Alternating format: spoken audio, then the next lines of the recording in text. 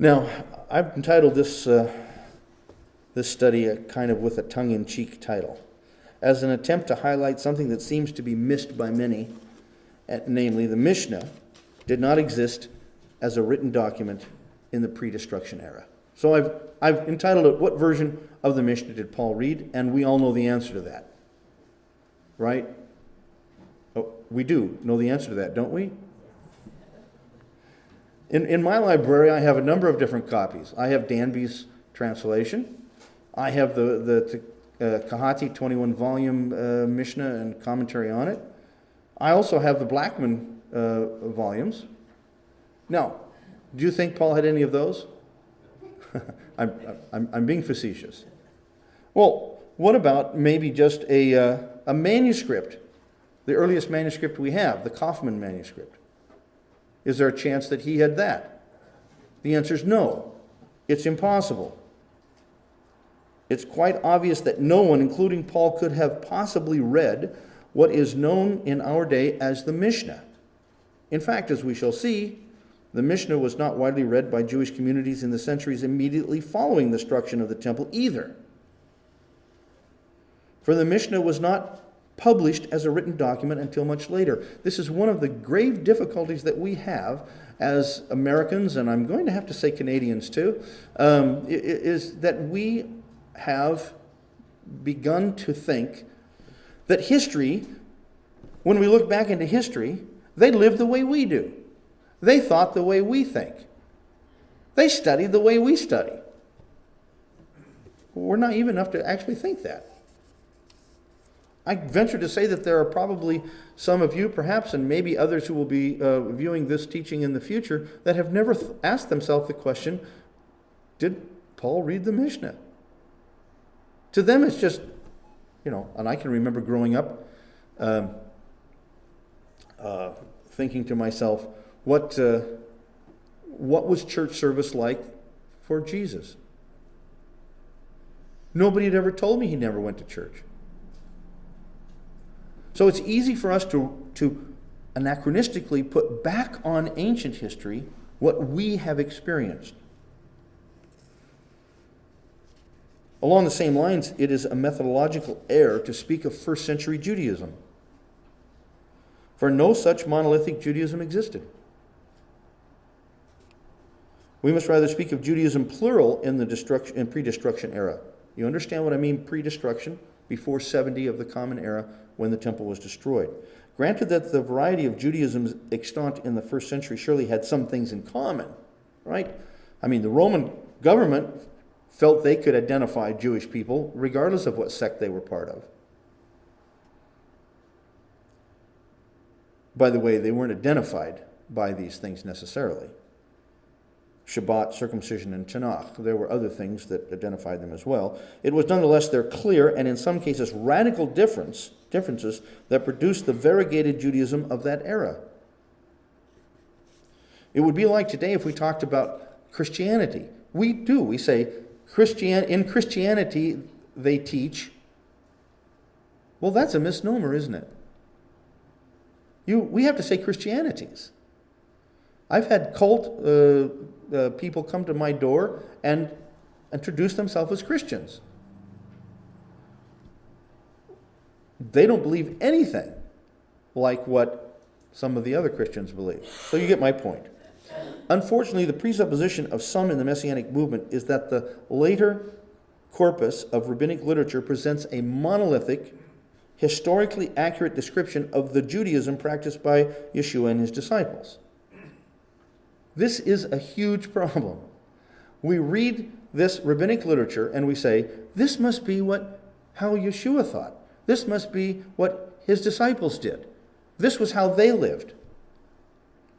Not only is this premise illogical, it also misuses the very literature it pretends to champion. As Jacob Neuser puts it, it seems to me self-evident that the sources deriving from the early 3rd, 4th, or 5th centuries first have to be read as testimonies to the prevailing viewpoints of those centuries, and only with very great reserve as evidence of the viewpoints of or on the earlier periods to which they may or may not even claim to refer. Using sayings and stories in rabbinic literature as though anyone in that time and place subjected himself to the disciplines of contemporary historical method is worse than anachronism. Let me just explain that a little bit. Some people, for instance, as an example, reading the story of David in 1 and 2 Samuel, some scholars say, there's a problem here. It's not in chronological order. How come when Saul meets David in chapter 16 of 1 Samuel, he doesn't know who he is? The chapter before said that David played songs for him and was in his court and everything. It even says that David gave gifts to Saul from his father Jesse. And yet after he kills Goliath, Saul wants to know who this fella is. And they bring him in and he says, who are you and who is your father? What's going on? Well, the Samuel narrative is not in chronological order. And some in our time would say, it can't be historical then if it's not in chronological order. Well, that's not true because we think history has to be in chronological order. Ancient people didn't. So, to think that people in ancient times used the same idea of history as we do is, as Neusner says, anachronistic. It is an accusation. It's even worse than anachronism. It is an accusation that our stages of blessed memory cared mostly about preserving and handing on information. That's not what they were about. We think of history as carefully giving to the next generation the exact events that happened in our generation in the same order with descriptions and so forth. That's not what the rabbis intended to do. That is not what their literature proposed to transmit. That is not what they wished to accomplish. We find the same thing in the Tanakh. I'm not saying it's ahistorical or unhistorical. What I'm saying is it was not the purpose of the writers of the Tanakh, for instance, to give us history, pure history. It was their purpose to show how God was moving through history to bring about his purposes for a people called Israel and ultimately for the Messiah who would come from Israel. That's why they don't tell us the whole story. They leave out sometimes what other historians think are very important events. So based upon the notion that the extant body of rabbinic literature provides an accurate historical record of belief and practice in so-called first century Judaism, some have presumed that this corpus of literature likewise informs us about the halakha, that is, the legal practices that were practiced by Yeshua and his disciples. This has led to the teaching that Messianic Jews and Gentile believers who join them should submit to rabbinic halakha as having divine authority. Here's a recent statement that was made at the UMJC conference last month. When God entrusted Israel with the Torah, he commanded them to appoint leaders to interpret the Torah and to judge whether or not people had broken the Torah. Inherent in this process is the development of case law, established precedent that fleshes out full meaning and implication of each commandment. This body of tradition was created by the Jewish people at the command of God. So what that statement says, as I understand it, and I have sought further clarification of that statement, and so what I've come to understand is that essentially they're saying, some people in our movement are saying, we should now look at the rabbinic literature, presume that out of all of the rabbinic literature we can find a unified rule of life on how to live out the Torah commandments, and we should submit to that because that's what God intends us to do. Well, in order to assess these claims, we must first investigate the historical development of the oral Torah, asking how it came to be written and eventually published, and what authority it was accorded in the evolving post-destruction rabbinic Judaism. Only such a gleaning of the historical background will allow us a proper evaluation of the claims being made for the oral Torah. Now, how many of you are really excited about what we're going to do here? Oh, I love Avery. Okay. I mean, for most people, this would be like dust. This would be boring as can be. And in some cases, it might be for us. It's a lot of detail. It's a lot of going back into history. But the reason that we are oftentimes led in the wrong direction is because we honestly do not know what we're talking about. We haven't done the background to find out how things came to be. And that's what I hope to do here. We've already noticed that Paul could not have read the Mishnah because it was not written in his time. So what do we know about the oral Torah? How and when was it developed, enlarged, eventually written down? Let's get a definition first. The actual designation oral Torah, and the very fact that it came to be known as oral Torah, not oral tradition, but oral Torah, tells us that at some point along the way, these oral traditions gained a level of authority that was considered to be Torah, right? Otherwise, why would it be called oral Torah? Well, it's first found in the Babylonian Talmud, the Bavli, in the phrase Torah sheba'al peh, which literally means the Torah which is upon the mouth. The very first time we find that is in the Babylonian Talmud. When should we put the closure of the Babylonian Talmud? The earliest, maybe, 600? 600 of the Common Era. The first time that we have the phrase oral Torah is hundreds of years after the time of Yeshua. In fact, far more time than the existence of the United States of America. This designation is used to differentiate the oral Torah from the written Torah, which is called Torah shebiktav, the Torah which is in writing. Initially, the Mishnah formed the basic core of the oral Torah. It was, by tradition, compiled by Rabbi Yehuda Nasi, also called, that just means Judah the Prince. During the late 2nd century of the Common Era, the law code of the Mishnah gathered together the formulated rulings of the earlier sages, which had only been transmitted orally. We'll talk more about why and how. Following the compilation of the Mishnah, explanations of its content began to be composed. The first was the Tosefta, which added supplemental sayings, followed by the Talmuds.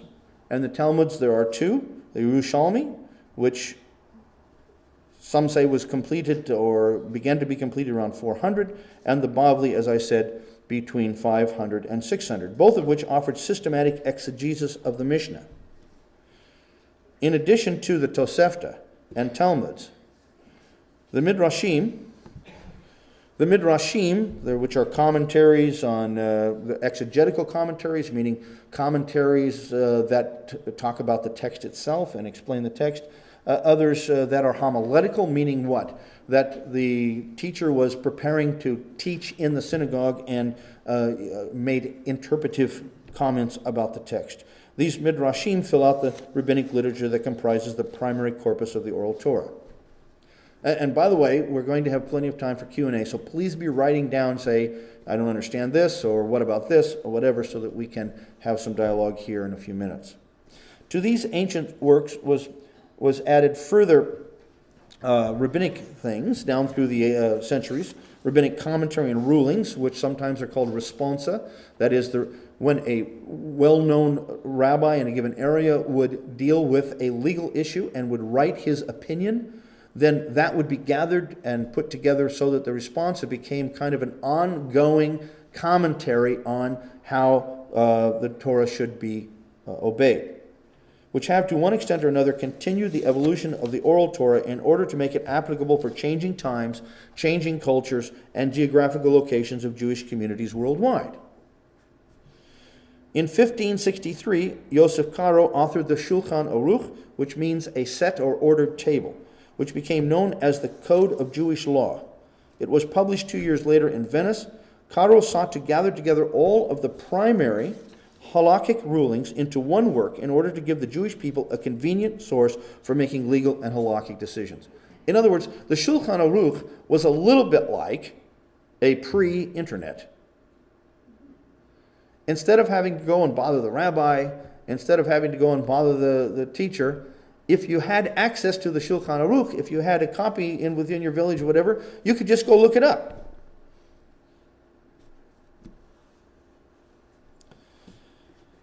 It was written from the minhag, or from the perspective of the Sephardim, that is the Jews from Spain and so forth, but subsequently commentary was added to indicate where Ashkenazic minhag differed. The Ashkenazic would be the Jews from the Eastern European regions. Though the Shulchan Aruch initially met with the stern rejection from some leading rabbinic authorities in time, it has been received as the most widely accepted compilation of Jewish law ever written, that is, received by Orthodox Judaism. Conservative Judaism, Reform Judaism, the rest say, yeah, no, we don't need to concern ourselves with all of that. And by the way, there are Messianic teachers now who are suggesting that we should use Shulchan Aruch as the authority for how we obey Torah. Have any of you ever read Shulchan Aruch? Okay, all right, some of it, good. In the study that follows, we will be looking primarily at what rabbinic literature tells us about oral Torah before it was compiled by Rabbi Yehuda Nasi, if indeed he was the one who compiled it, and the traditions accorded to the oral Torah in the pre-destruction era. Our primary goal in this study will be to discover how the oral Torah generally functioned vis-a-vis the written Torah. How did the oral Torah and the written Torah, how did they relate as the oral Torah was being put together? And then to ask the same question with particular focus upon the community of Yeshua and his followers. The materials we'll use for our inquiry are the rabbinic sources themselves and are therefore representative of only one pre-destruction set of Judaism, that is, Pharisaism. Yet given that the Pharisees were, by most accounts, the dominant sect of the first century Judaism and the sect that championed oral Torah, we may proceed on the basis that what we find in the extant rabbinic literature most likely paints a general picture of at least some of the traits and teachings of the primary Jewish sect of the pre-destruction era and how that sect viewed the relationship of written and oral Torah. But it also must be mentioned at the outset that the Mishnah we now have, the final form of which derives from the Talmudic era, is clearly not the same as the Mishnah that was transmitted orally in the early centuries. We may presume to have the substance of what was accepted and taught in the pre-destruction era, but we do not have the formulations of these early generations, nor do we know the context in which they taught the laws. Please keep that one in mind. Please, let's be done with the idea that when we read rabbinic literature today, it is what Yeshua and his disciples were listening to and doing. There may be similarities, but we have no reason to believe that what they consider to be the traditions of the elders are one and the same with what we have today in the rabbinic literature. Likewise, I should note that I'm using the word Torah, and I'm using it this way. The word Torah has a wide range of meaning. It can refer specifically to the books of Moses, as you know, the first 5 books, to the whole of the Tanakh, that is the Old Testament, or for those of us who are Messianic believers, to the whole Bible, Tanakh and Apostolic Scriptures. In traditional Judaism, Torah can also include the teachings of the rabbis and the halakhic rulings that have been formulated by rabbinic authorities down through the centuries. Years ago, I was on an airplane. There were other Jewish men there. They saw that I was wearing a kippah and came by and asked if I wanted to study Torah with them at the back of the airplane. I said, yeah, I'd love to. I knew what was going to take place, but I went back there anyway, and they were all studying Talmud. When they said study Torah, they meant study Talmud. For them, Talmud is Torah. In the broadest sense, the term Torah is used as a collective designation for the entire body of authoritative sacred writings. When I use the designation oral Torah, I'm simply referring to that corpus of rabbinic writings which rabbinic Judaism, and thus traditional Judaism that embodies rabbinic Judaism to one extent or another, deemed authoritative. So I'm not agreeing with the title. I'm just using it because it's the best designation we have to talk about this large body of rabbinic literature. When I use the term written Torah, I'm referring to the Bible, whether the Tanakh or the whole Bible, that is, the Tanakh together with the apostolic scriptures. All right.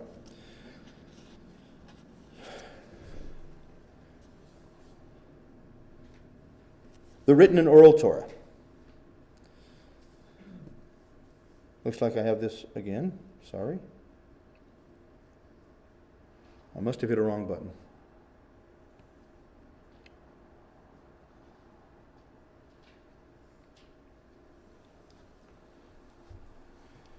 When we read the rabbinic literature on the subject at hand, we are met with a clear and repeated distinction.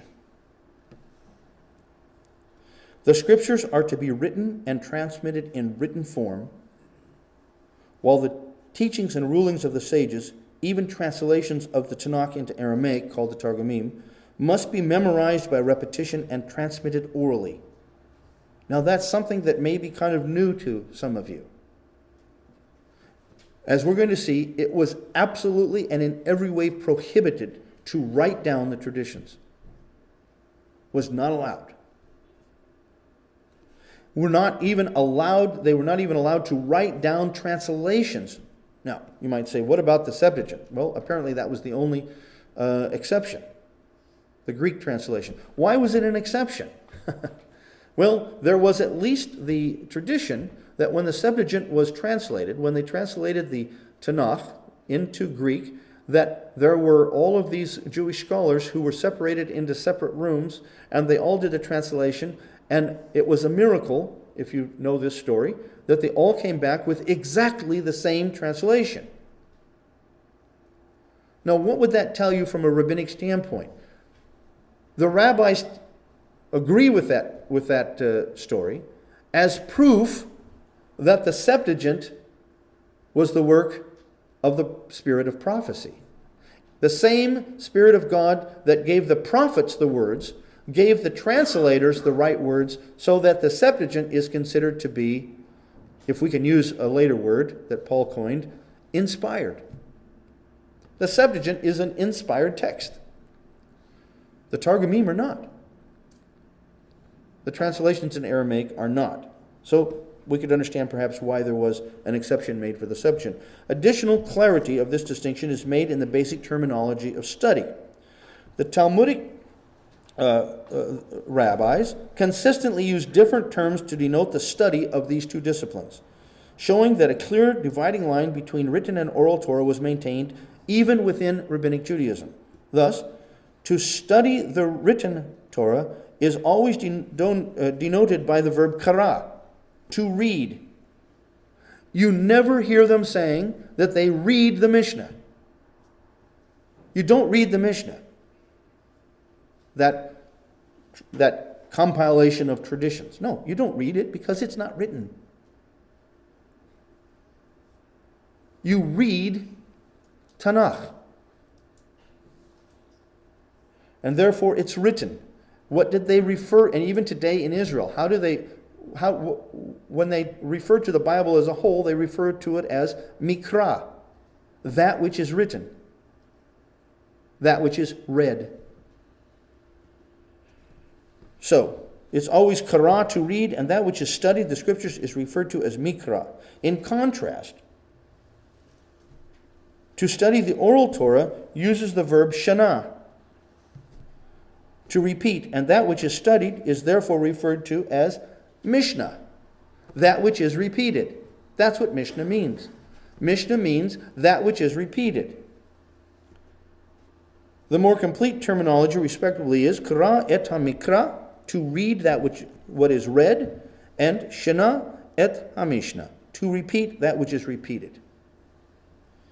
It should be noted that the Aramaic equivalent of shana is Tana. Those of you that know some Aramaic, and some of you will be learning Aramaic in the future years, I presume, you know that Hebrew, Shana with a Sheen, in the Aramaic, the Sheen changes over to a Tav. So, Shana to repeat, Tana to repeat in Aramaic. So now when we talk about the Tanaim, we're talking about the repeaters. When you talk about the Tannaitic era, you're talking about the era in which the oral tradition was being repeated. I learn it from my teacher by listening and repeating. I teach it to my student by repeating it, and he repeats it back to me until it's memorized. Now, that's still happening, not in a rabbinic sense, perhaps, and maybe it is, but it's happening in other cultures. I know when I was down in California, when I was down, I was in California at one point, but not, when I was down in Africa, there were people there that could talk to me about the generations of their tribe. They said, I'm of this tribe, and we have this and this and this and this and this and this name that goes back to my, 8th generation before me in my tribe. All memorized, no written.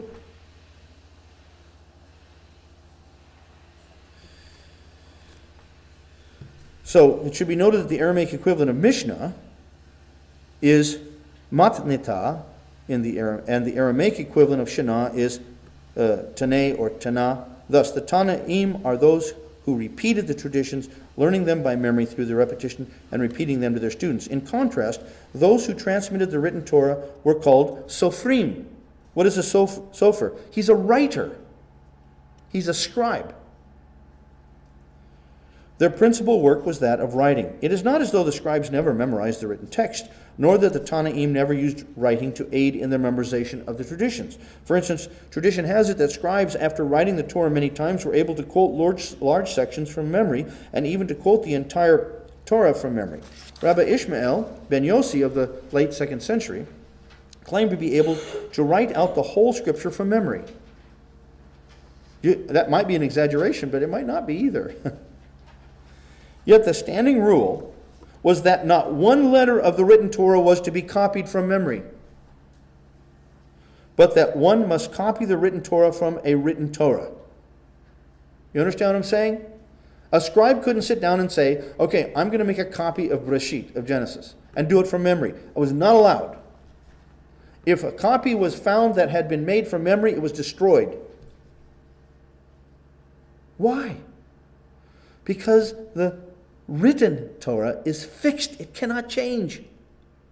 It must not change. Every letter must be the same, so it has to be written. Rabbi Yochanan said, it is forbidden to write one letter that is not written. Yet there was a part of the transmission of the written Torah that required oral memorization. This relates to the scribal tradition such as the Kurei Ketiv, and it also relates to the scribal understanding of the vowels. The vowels were not written. If you look at the Torah scroll, if any of you have never seen one, later on in the day we can open up our Torah scroll and you can look. There's no vowels in the Torah scroll. So how did the vowels get finally written? Because the scribes memorized them. Why weren't they written? Because Moses didn't write them. To write it in the scroll would be to add something. Not allowed. So what did the scribes do? They had their own, ultimately a codex, a book, which we now call the Chumash, if it's just the first 5 books, right, of the Tanakh, where they added their notes. And we have these called the Masorah. Well, those are very helpful. For instance, in the Kurei Ketiv, Kurei means to read, Ketiv means written. Scribal traditions noted that certain words were written one way, but were to be read a different way. They continued to write them in the way that their copy had it, even though pronunciations down through the ages changed. Just like pronunciation changes with English, right? I mean, have any of you really tried to read Chaucer in early or middle English? It's almost impossible. But it's the same language. Languages evolve, so their pronunciation changes, and usually that's vowels. And the scribes kept that in their memory, but they wrote down the consonants. So we call this the Masorah, or Mosoret, which means a chain of tradition. They actually did write that down eventually. In previous generations, the scribe passed these traditions on orally. It can thus be understood why writing a scroll of the scriptures from memory was prohibited. It would have been too easy for a scribe to write into the text the kareh in place of the ketiv. How I read it rather than how it's supposed to be written. We've all done that. I mean, I do that all the time. One of my worst errors is to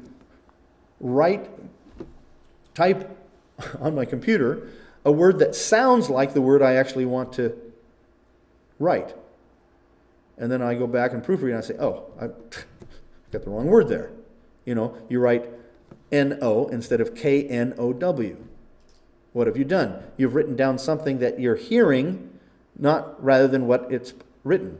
Well, they were careful not to do that. Gerhardsen in his book writes, the rule that copies must be made from a written text made it possible effectively to avoid turning ketiv, that is what was to be written, gradually into kareh, how it was read. And the distinction between ketiv and kareh, finally determined by the post-Talmudic Masoretes, is still eloquent witness to the success with which the copyists were prevented from turning their memorized versions into Scripture. And how do we know that for sure now? Because we have Qumran.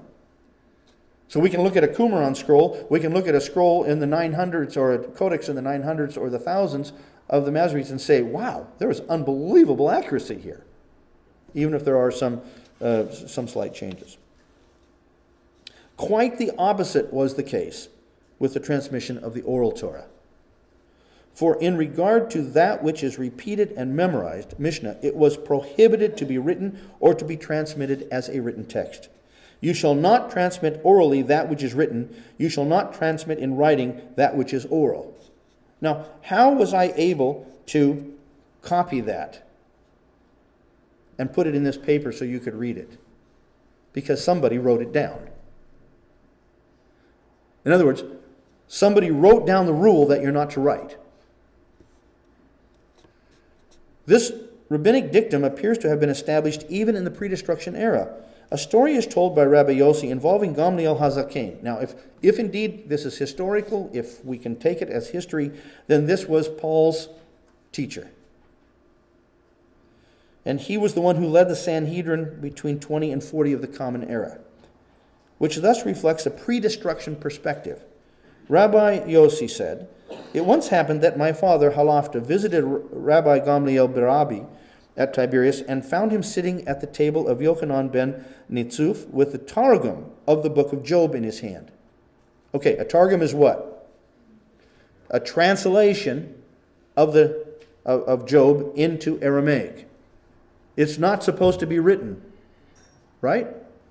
You're not allowed to write that down. He had the Targum of the book of Job in his hand, which he was reading. Said he to him, I remember that Rabbi Gamliel, your grandfather, was sitting on the stairs of the temple when the book of Job in a Targumic version was brought before him. Whereupon he said to the builder, bury it under the bricks. Here the Targum of Job is not the actual Hebrew text of Job, but a translation, and thus was not to be written. The Targumim were to be transmitted orally. Indeed, the Metroganim, that is the translators who translated the Torah as it was read in the synagogue, were not allowed to do so from a written source. In fact, the translator, you understand, okay, they're reading from a Torah scroll, they're reading Hebrew. How many people in the first century Israel were fluent in Hebrew? Apparently not all that many, which is why they had to have it translated into Aramaic and or into Greek. If you study this, and I think I give you some of it in the footnotes, at least the sources where you can find it, the person who's translating was not allowed to look at the Torah scroll when he translated. You know why? For fear that the audience would think what he was saying was written there.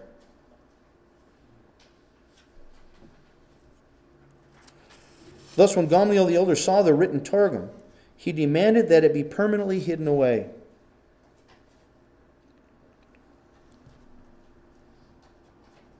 In other words, Gamliel wanted to make sure it was not read by others, for only the actual biblical text was to be written. Along the same lines, in the Tosefta Shabbat 13:4, it contains this dictum. Thus they said, those who write benedictions are like those who burn the Torah.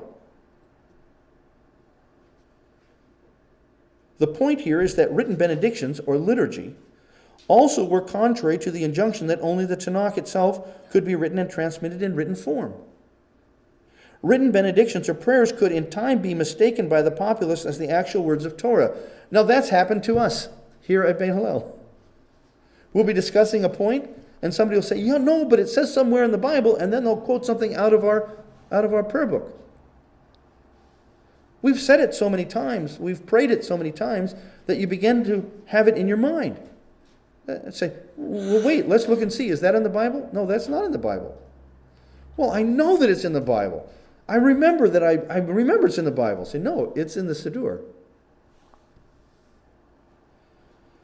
So, written benedictions could in time be mistaken by the populace as the actual words of Torah, thus blurring the distinction between the divine revelation in Scripture and the teaching of men.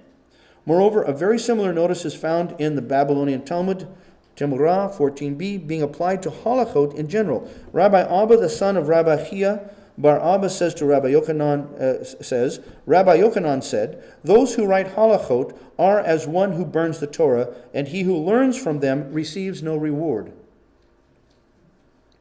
Still, the rabbinic literature includes indications that at times the Tanaim used written notes to aid them in the process of memorization of the oral Torah.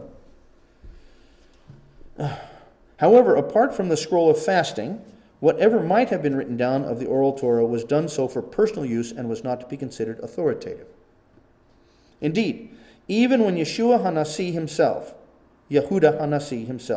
was consulted by questioners in order to ascertain the exact wording of his Mishnah, he referred them not to a deposited or published book of his Mishnah, but to Rabbi Yitzchak, his own authorized Tana. Now, please understand, okay? Yehuda Hanasi is traditionally given the position of being the first to compile and write down the Mishnah. Now, when we hear that, what do we think? When somebody writes a book today, what happens? It's available on Amazon immediately. You can buy your copy, I can buy my copy, we can get it in a Kindle version, we can have it. As soon as it's written, we can have it. Don't project that back on the second century. When Judah the Prince, who by tradition was the first one to compile and write down the Mishnah, what did he do with his written copy? Did he take it to a publisher? No. Did he write a whole bunch of other copies and pass them out to his friends? No. Did he deposit in a central library so everybody could read it? No. What did he do with it? Well, here we have an interesting little note from the Yerushalmi. A pair of students asked Rabbi. By the way, when you're reading the Talmuds, when it just says Rabbi, it means Judah the Prince. All right? So they don't use his name because he was the one that compiled the Mishnah by tradition, so they just call him Rabbi. A pair of students asked Rabbi, how should we read the Mishnahs of this chapter, which is the Maser Sheni, chapter 5? Should we read Kerem Reva'i, a fourth-year vineyard, Kerem, or should we read Neta Reva'i, a fourth-year sapling, a tree? Which is the correct reading in the Mishnah? You understand their dilemma? Just like what you and I do sometimes when we're reading different translations of the English Bible. You say, well, this translation has this word and this translation has that word. Which one is right? So what do? You go back to the Hebrew or you go back to the Greek, whatever, to see what it has there and work it out. So they were coming to someone who had compiled the Mishnah and came to ask him the correct reading. What did he tell them? Rabbi told them, go and ask Rabbi Yitzchak Ruba, that is the authority, for I have examined all the Mishnahs with him. Don't consult my written copy. The authority is still in the mouth of your rabbi.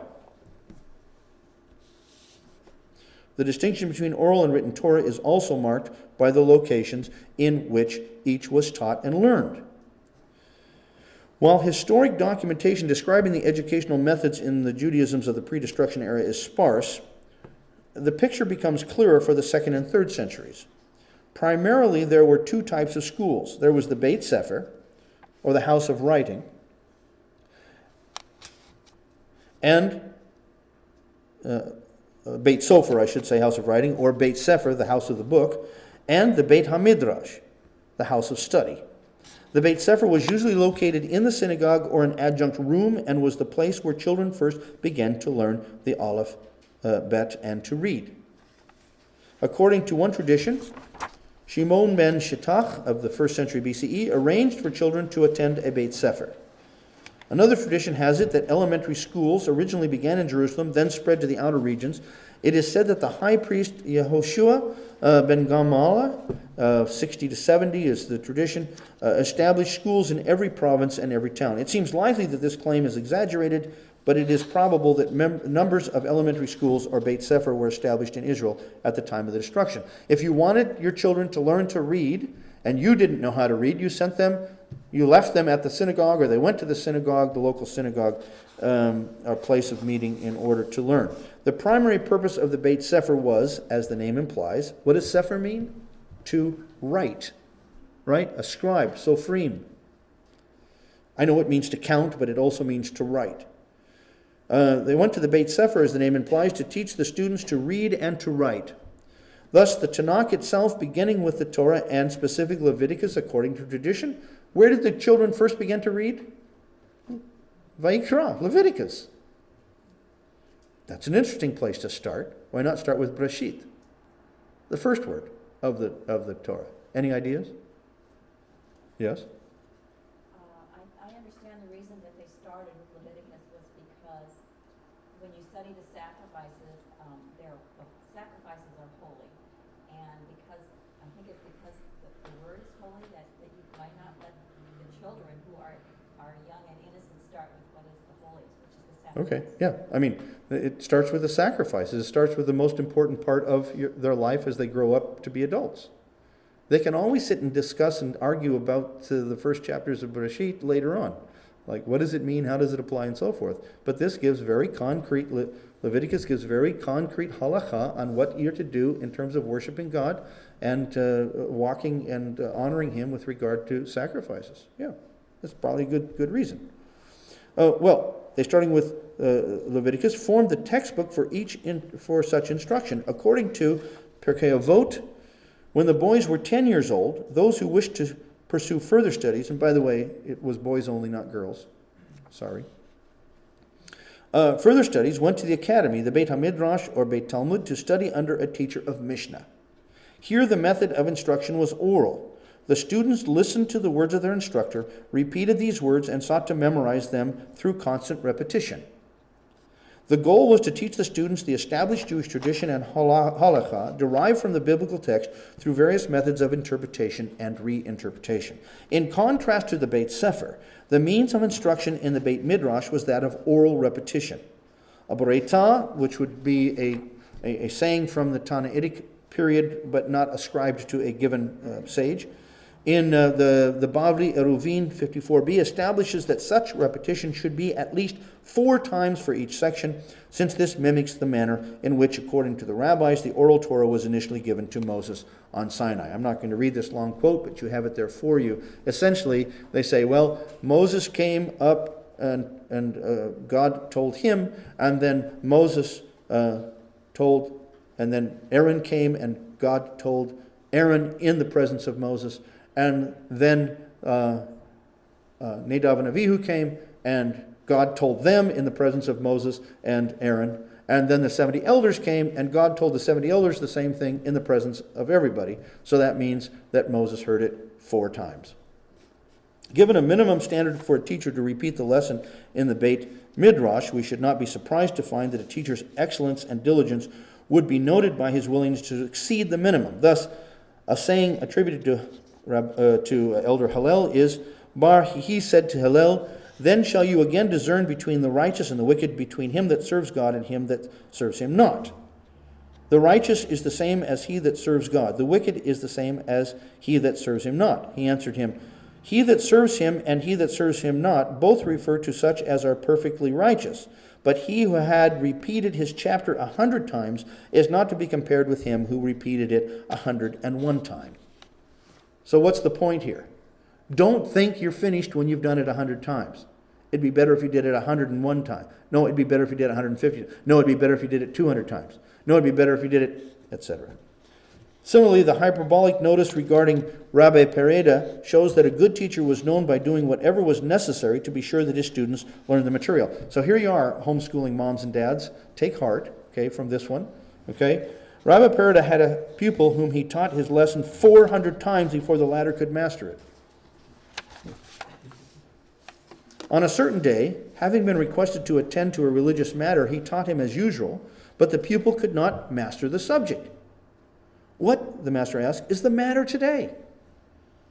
From the moment, the student replied, that the master was told there was a religious matter to be attended to, I could not concentrate my thoughts, for at every moment I imagined, now the master will get up, or now the master will get up. In other words, when's he going to leave? I couldn't concentrate. Give me your attention, the master said, and I will teach you again. And so he taught him another 400 times. A bat kol, that is, a heavenly voice, issued forth asking him, do you prefer that 400 years should be added to your life, or that you and your generation shall be privileged to have a share in the world to come? That, he replied, I and my generation shall be privileged to have a share in the world to come. And the voice answers, give him both, said the Holy One, blessed be he. Now, what's that little story about? Did that really happen? Of course not. That's not what it was told. It was told to say, if you're a teacher and your student doesn't learn in the Beit HaMidrash, what are you supposed to do? Repeat it, repeat it, repeat it until he does. Should I repeat 400 times? Yes. Should I repeat 800 times? Of course. And if you do it, you'll get reward for it. So teachers, take heart. Keep repeating the same thing over and over again. But notice, what is of interest for our study is that in the Beit Midrash, orality is the method for teaching the students, and even when a student has difficulty, the teacher does not resort to written materials. What would you and I do? We'd say, okay, let's go over your timetables again. They didn't get it. Let's go over it again. Didn't get it. Say, I'm going to write this down for you, and I want you to go and study it and come back. And right? We'd say, look, I've repeated it enough, you're not getting it. Let's write it down. They didn't do that. Where a student needs further help in memorizing the halacha or midrash, the method is simply to repeat the material orally until it is learned. Yet even though multiplied repetitions may be needed to help a slow or distracted student learn, the goal was to teach in such a way that the students learn most quickly. Thus, in another part of the Bavli, Pesachim 3b, we read, a man should always teach his pupil orally in the shortest way. This involved a common pedagogical tendency in Rabbinic Judaism, namely, to consolidate teachings through summaries and fundamental statements and to express oneself concisely, yet in a way to encompass the material. It only makes sense that the shorter and more concise you can make the material, the easier it would be memorizable. We see then that though there was a mixture of written and oral learning in both the Beit Sefer as well as the Beit Midrash, the Beit Sefer was predominantly concerned with the written text of the Tanakh. So we read, kara, and we have something that is readable, mikra, and thus with reading and writing.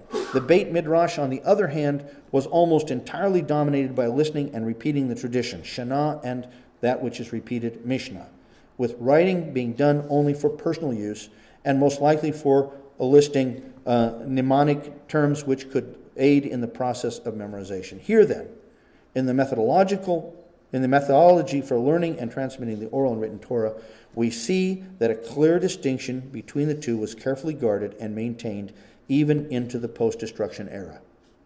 Indeed, the compilation of the Talmuds had as one of its objectives to tie the Mishnah to the written text of the Torah. Thus, while the Mishnah often does not itself reference a Torah text as foundational for its rulings, the Gemara regularly does. Now, do you understand what I mean by Gemara? If you have the Mishnah and you write commentary on it, Gemara means to finish, to complete. So if you take the Mishnah, the Gemara, and you put them together, you have the Talmud. In the Mishnah, very rarely do you have the rulings tied to a verse or a text in the Torah. It doesn't tell you, for it says, for it is written. It doesn't say that. But that's what the Talmud does. The Talmud adds the connection to the written Torah. Now, I think that's highly important if we consider how all of this began to meld together to become a single voice of authority.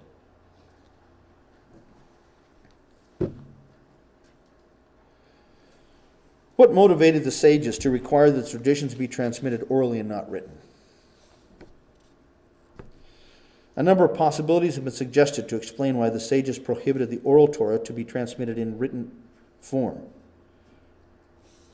In this first quote, basically it was to maintain a Jewish identity distinct from Christianity.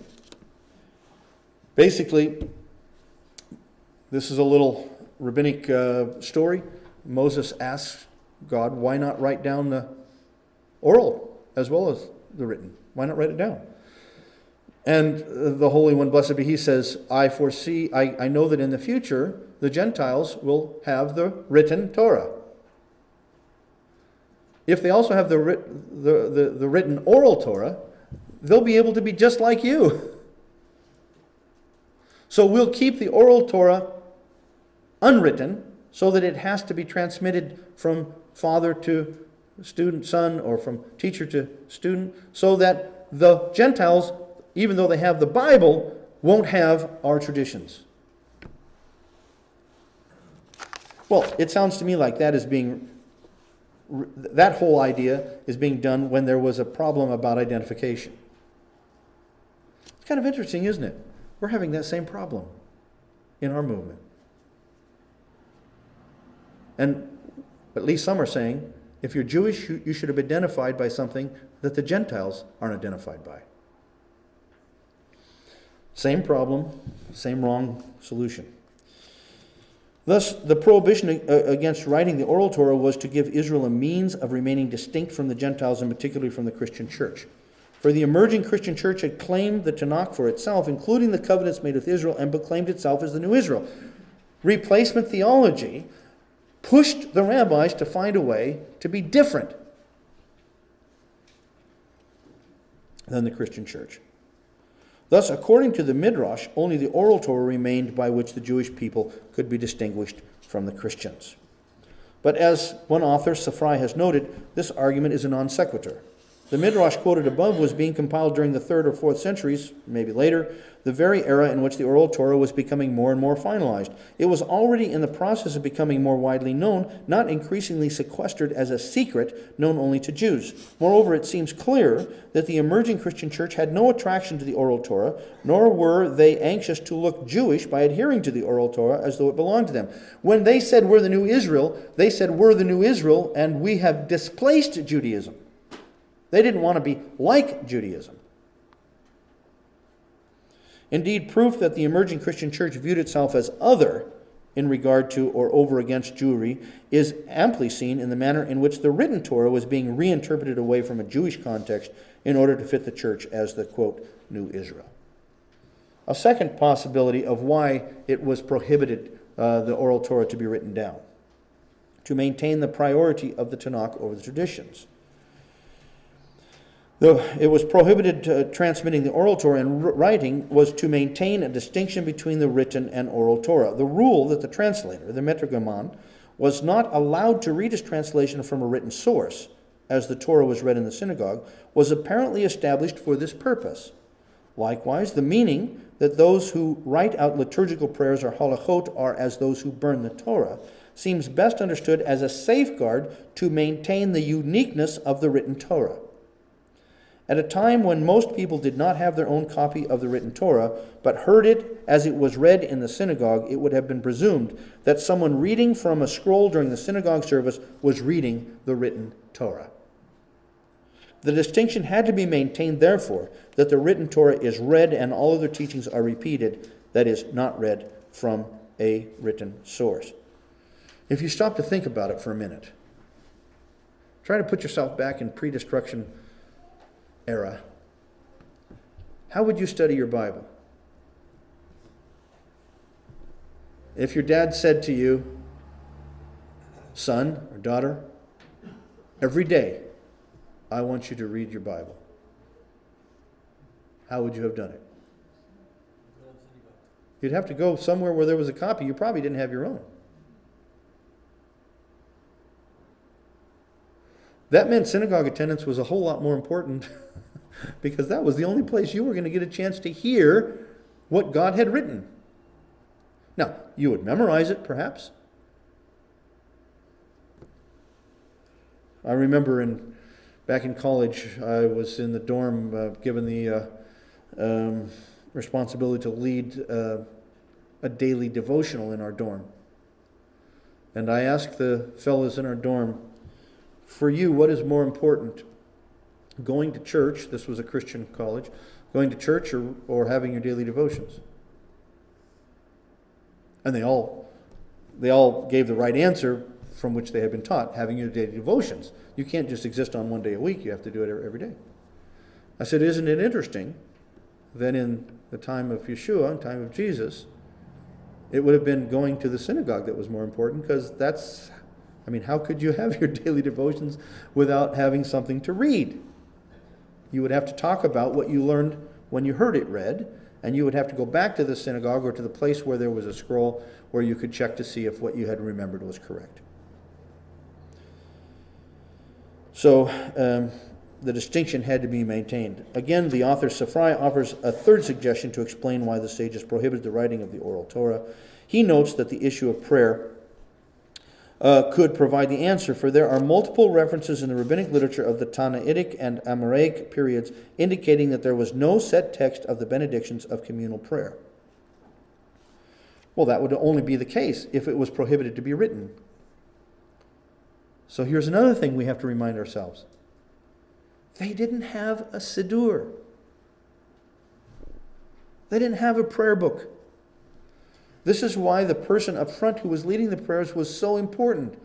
From everything that we can discover, the person up front, the chazan or whatever you wanted to call him, would begin the prayer the same every time and would end the prayer the same every time. But what was in between was to be composed personally by those who were praying.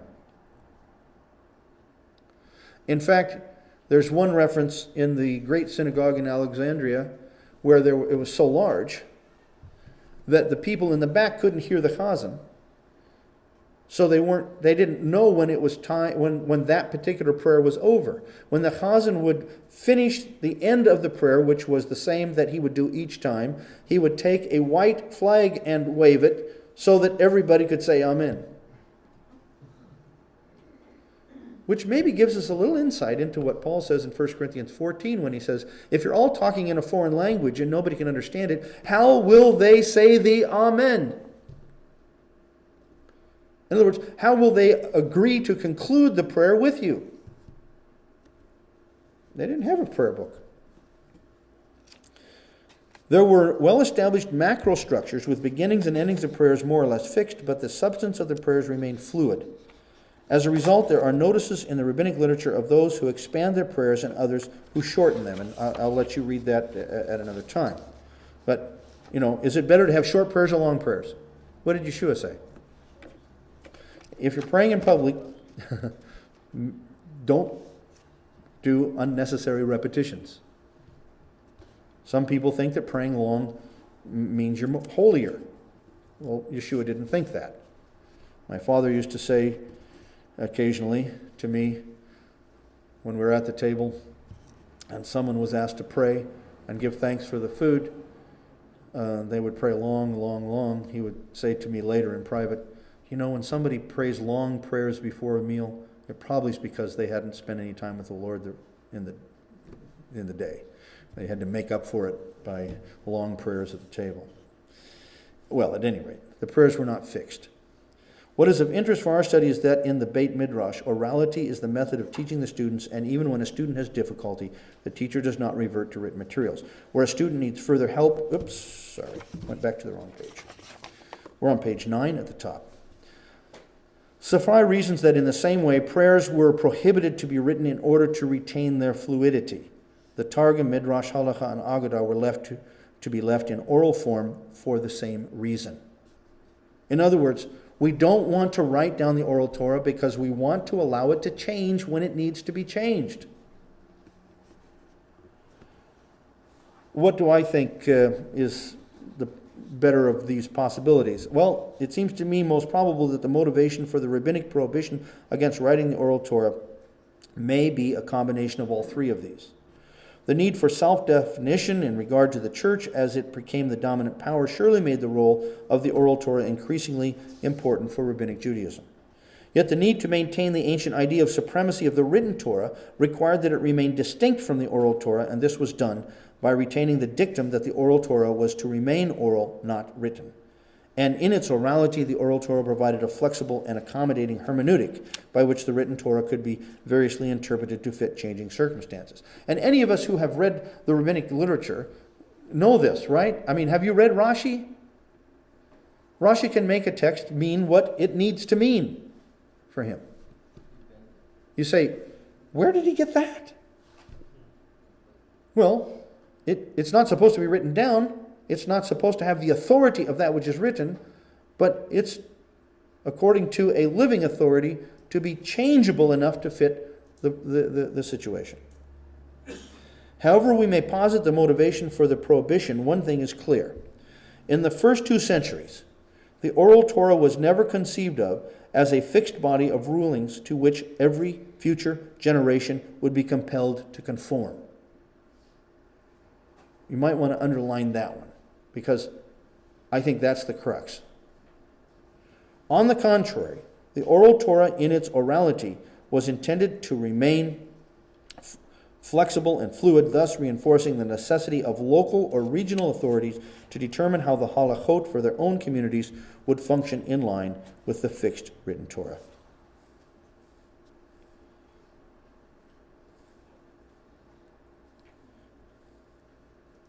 When was the oral Torah transformed from orality to a written entity?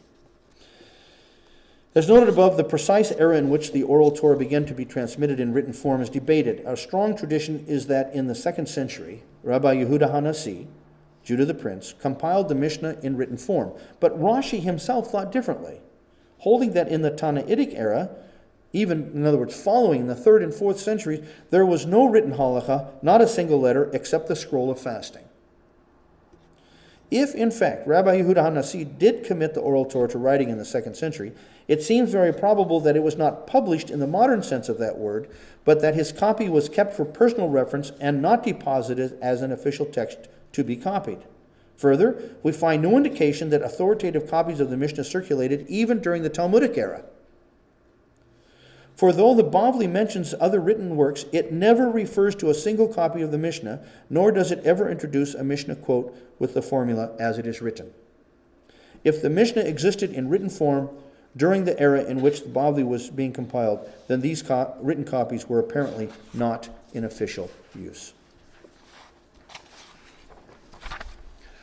I wanted to make it to the next section in our time, but I think I'm going to stop there and leave some time for question and answer, and we'll finish this in the second section.